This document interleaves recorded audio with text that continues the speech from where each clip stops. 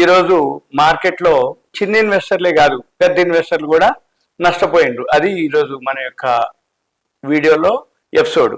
అయితే 81,000 కోట్లకి పెద్ద మదుపర్లు అంటే హై నెట్వర్త్ ఇండివిజువల్స్ అంటారు. అవి ఎవరెవరు, ఏమిటి, ఏం జరిగింది అనేది చూద్దాం.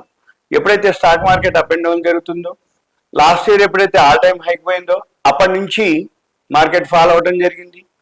ఒక ఏదైతే 4-5 నెలల నుంచి కంటిన్యూగా, అంటే ఉదాహరణకి ఎఫ్ఐఐలు అమ్మటం మొదలు పెట్టారో కంటిన్యూగా, ఉదాహరణకి చూద్దాం. ఇప్పుడు ఎఫ్ఐఐలు అమ్మటము కంటిన్యూగా అక్టోబర్ నుంచి సెల్లింగ్ చేయడం జరిగింది. అక్టోబర్, నవంబర్, డిసెంబర్, జనవరి, ఫిబ్రవరి ఇప్పటి వరకు కూడా కంటిన్యూగా 1,76,00,000, 1,83,000, 2,60,000, సుమారుగా 2,94,000 కోట్ల రూపాయలు వాళ్ళు సెల్లింగ్ చేయడం జరిగింది. దాంతో కంటిన్యూగా మార్కెట్లు ఫాల్ అవడం జరిగింది.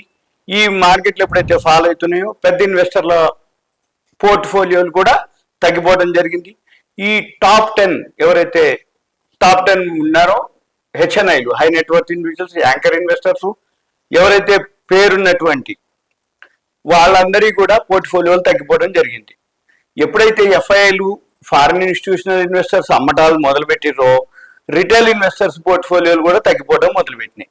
వీటితోటి ఏదైతే చిన్న ఇన్వెస్టర్లు, పెద్ద ఇన్వెస్టర్లు అనేది లేకుండా ఎవరి పోర్ట్ఫోలియోలు ఉన్నా, లార్జ్ క్యాప్ లేదు, మిడ్ క్యాప్ లేదు, స్మాల్ క్యాప్ లేదు, అన్ని పోర్ట్ఫోలియోలు ఫాలో అవడం జరిగింది.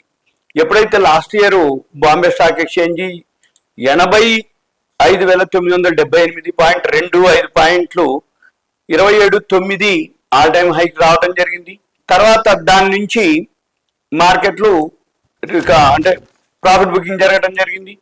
ఈరోజు 75,967 పాయింట్లు ఈరోజు ఫ్లాట్ గా క్లోజ్ అవడం జరిగింది. అంటే 76,000 అనుకోండి. 86,000, 76,000 ఆల్ టైమ్ హై నుంచి 10,000 పాయింట్లు పడటం జరిగింది.